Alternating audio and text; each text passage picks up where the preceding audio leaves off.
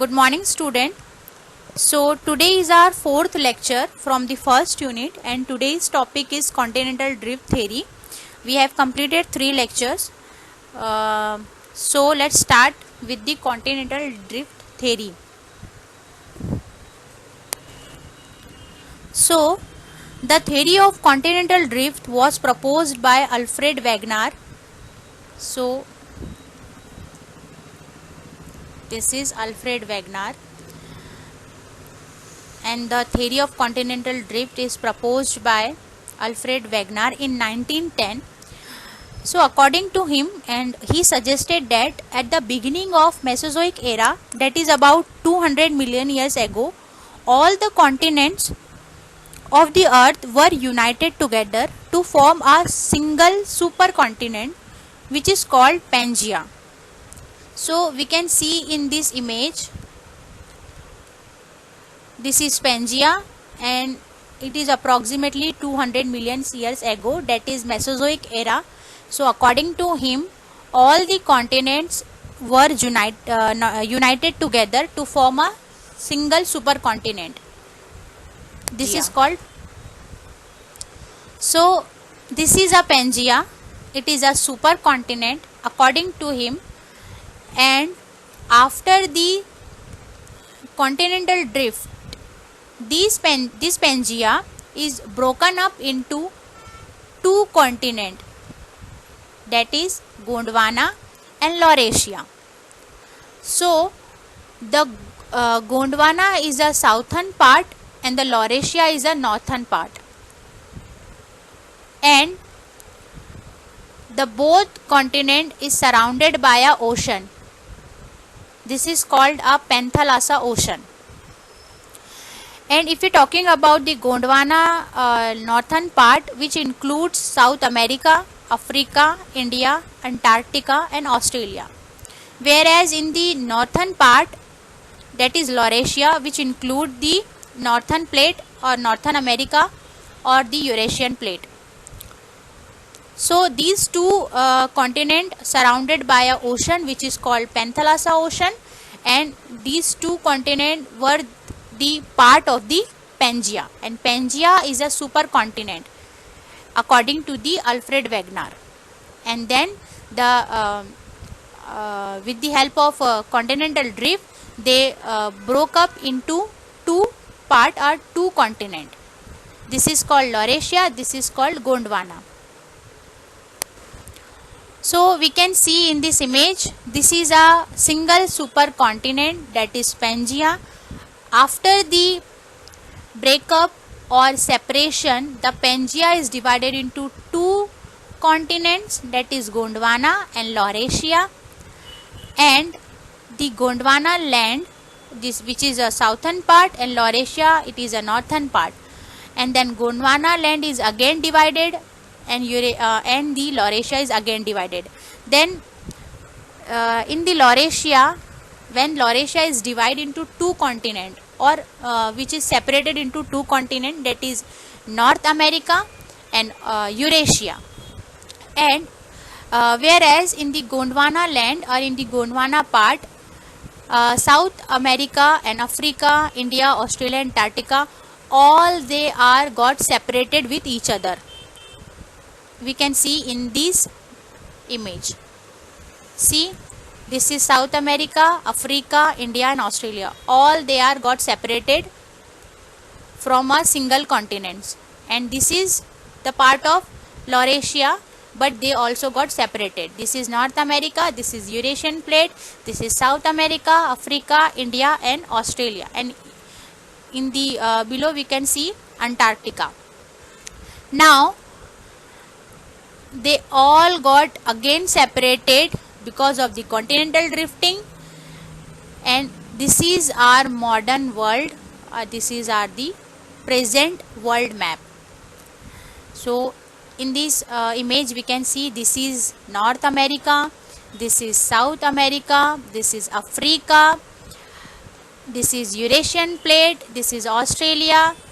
So if you know about when the India collide with the Eurasian plate, we got the mountain ranges which is called the Himalayan ranges. So the formation of the Himalaya is because of the collision of the two plate, that is Eurasian plate and Indian plate. So when the India is went towards its position, it collide with the Eurasian plate and the mountain ranges formed, and these mountain ranges are the Himalayan mountain ranges. So it is important to know that how the Himalayas are formed. So behind there is a reason behind this. Because of the collision between the Eurasian plate and Indian plate, the Himalaya ranges are formed. So in this way all the continents are different with each other, and they were got separated. So this is the theory about the Alfred Wegener, but the theory of the continental drift was not accepted for over the 40 years because of some reason, because of some mechanism he fails to explain, but it received support only in 1950 and 60 when the geomagnetic evidence were discovered in its favor. So when the geomagnetic evidence were discovered, he got acceptance from the public due to this theory, and from these scientists also. So let's see what are the evidence he gave us.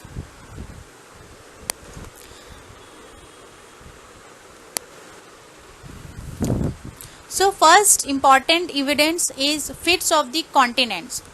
So we can see in this image this is South America and this is Africa. If you go through the boundaries, these boundaries are similar, is just like a puzzle pieces. This is South America, this is Africa. If we join both together, it's become a single continent, but they got separated in 200 million years ago, and then Africa goes towards the northern side, and then South America goes to the south part. But on the basis of their boundaries, they all are similar. They just like puzzle pieces. If we join them, it looking like a single continent. So on the basis of the coastal lines and boundaries of continent, it is also a important evidence that all the continents were united together from a single continent to form a single continent. And in this image we can see all the coastline areas, that is this is Appalachian mountains that contain in the North America, this is Africa, it is a coastline of Africa, this is Greenland. So these boundaries also looking like a puzzle pieces. If we join them together, they looking like a single continent. So on the basis of the continent's coastline, we can say that it was a single continent at that time. So next evidence is the similarity of the fossil in different continents.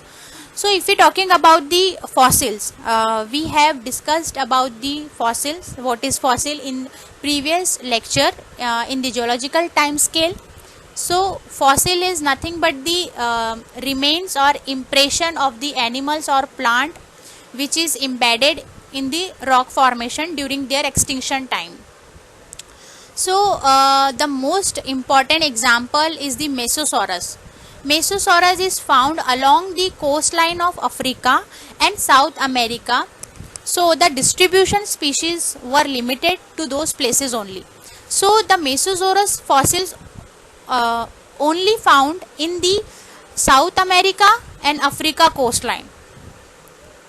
So on the basis of these, it is also said that the both continents were united together at that time in the Mesozoic era on the basis of fossil record. So this is a most important and dominant evidence for the Alfred Wegener theory, that is the Mesosaurus, because only the Mesosaurus is found in the Africa and South America also. Then many more fossils, only Mesosaurus is found. So this is also an important evidence. So next is about the fossil. As I have discussed, fossil is the remains of plants and animals embedded in the rock surface or rock formation. So we can see these all are continents, and in this color are boundaries. It is the distribution of the fossils throughout the boundaries of the continents. As I have discussed, the Mesosaurus, which is found in the South America and Africa coastline, and whereas in a similar way, this is a Listosaurus, which is also found in India, in Australia, in Antarctica, and in the Africa part also. So on the basis of these distribution of fossil, we also say that according to Alfred Wegener, all the continents were united together and form a single continent, and after the continental drift they got separated with each other. And this is also example of a plant fossil that is Glossopteris, it is fauna, which is also found in Australia, Antarctica, and in the southern part of Africa. This is a distribution layer of the Glossopteris fauna. This is a distribution layer of the Listosaurus. This is a distribution layer of the Ganthos, and this is the distribution of the Mesosaurus. So on the basis of this evidence, we also say that the Alfred Wegener was right and the theory of continental drift is acceptable. So again, this is a Glossopteris flora, which is also present throughout the some continent coastline areas and some part of the similar areas. This is a Glossopteris fauna, which is extinct in Mesozoic era because of the mass extinction. As I told you in a geological timescale lecture, that is Mesozoic era is the most important era because Mesozoic era is subdivided into periods, that is Triassic, Jurassic, and Cretaceous. Triassic is the period of the evolution of the dinosaurs, and first dinosaur was appear in the Triassic. And if we are talking about the Jurassic, Jurassic is the age or the period of the evolution and diversification of the dinosaurs. And the plants is also diversified in the Mesozoic era in Jurassic period. So this is a plant and this is the leaf. So this is Glossopteris flora, which is present in Mesozoic era, and after the Cretaceous it all distinct. And I have also told you the reason behind this. What is the reason behind this? The extinction of dinosaurs. Dinosaur extinct because of two theory. There are two theory. The first is the asteroid impact theory and the second is volcanism theory. So both theories are responsible and acceptable by the scientists for the extinction of the dinosaur and extinction of plant life.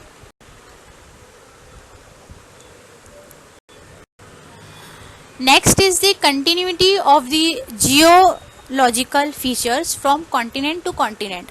It is also a most important evidence which Alfred Wegener gave. It is important because it shows and it explains then how the mountain ranges are present on different continents, which is seem to be matched, just like ranges and ranges of mountain in a particular area, but after they got separated, the mountain ranges is also got separated with each other.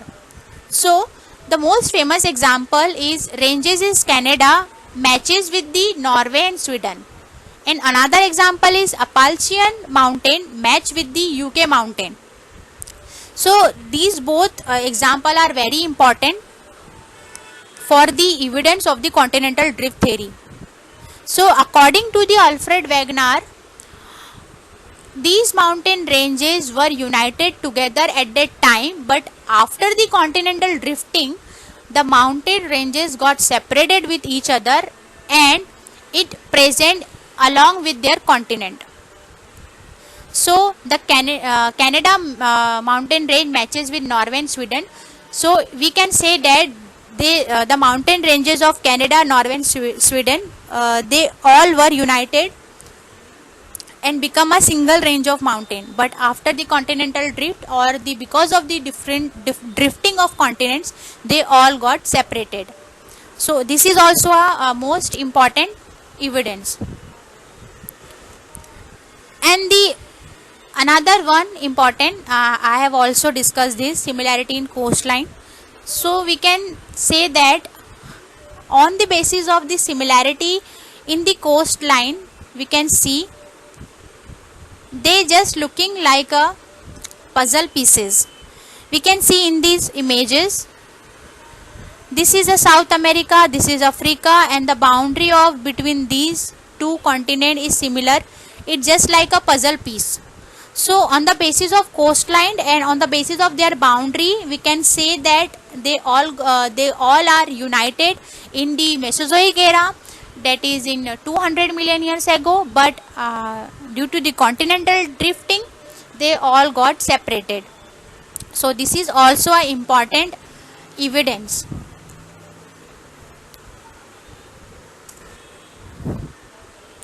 Now the another evidence is the climatic evidence, such as glacier in areas that are now close to the equator. So if we go through the glaciation or the glacier, we can see this is South America, this is Africa, India, Australia, Antarctica. So if we go through these boundaries, we can see the glacier which is present in South America, the same glacier and climate we got from the Africa, India, Australia, Antarctica. They all are same in the climate because of the glaciers, and the same region they all have the glacier. So this is also an important point to be noted, that they all are joined at that time. As we know, these all are part of the Gondwana land. As I have discussed, Gondwana land include the South America, Africa, India, Antarctica and Australia. And after the drifting, Gondwana land is also got separated into different continents, and then different continent is this is South America, Africa, India and Antarctica.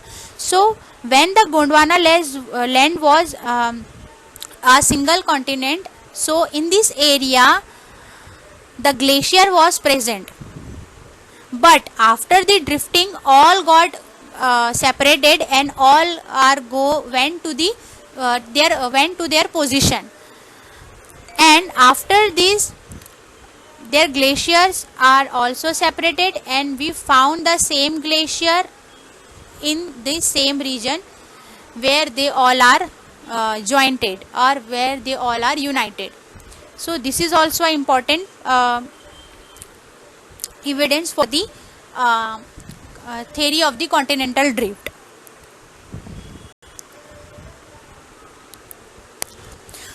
So this is our modern map, or we can say this is our present map. This is our whole earth. This is South America, this is Africa, this is India, this is Australia. This is all now present and stationary at their moment, at their place. But the continental drifting is somewhat maybe happening in the present also.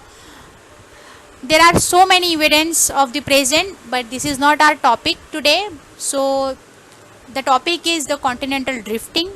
This theory is proposed by the Alfred Wegener in 1910, but it is not accepted. But it got supported in 1950 and 1960 after the geomagnetic evidence was in favor, and all these evidence got accepted by the geologist or by the scientist. Now we can see all the continents are there in same ranges. So look at this is the boundary of South America and this is the boundary of Africa. If you join them, it looking like a single continent. So there are so evidence we have discussed about the continental drifting theory, and this is on. So summary is, the continental drift is a theory proposed by the Alfred Wegener in 1910. He suggested that all at the beginning of the Mesozoic era, that is about 200 million years ago, all the continent of the earth were united together to form a single supercontinent, which is called as Pangaea. Then Pangaea is again broken up into two continents, that is Gondwana and Laurasia. Though Gondwana is the southern part and Laurasia is the northern part. The Gondwana include South America, Africa, Australia, Antarctica and India, whereas Laurasia include North America, Greenland and Eurasia. So there are so many similar evidence such as geological structure similarities just present in evidence such as geological structure, distribution of rock type, distribution of fossil throughout the coastline and the continents, and similar shape of coastline, similar fossil and similar fossil plant of the coastline and the glacier also. So all these evidence we have discussed. So this is about the continental drift. It is so important as a exam perspective, so it is important as a general knowledge also. So this is our topic. So this is today's topic completed. If you have any queries or doubt regarding any topic, you can ask in the comment section or mention your name in the comment section. So thank you.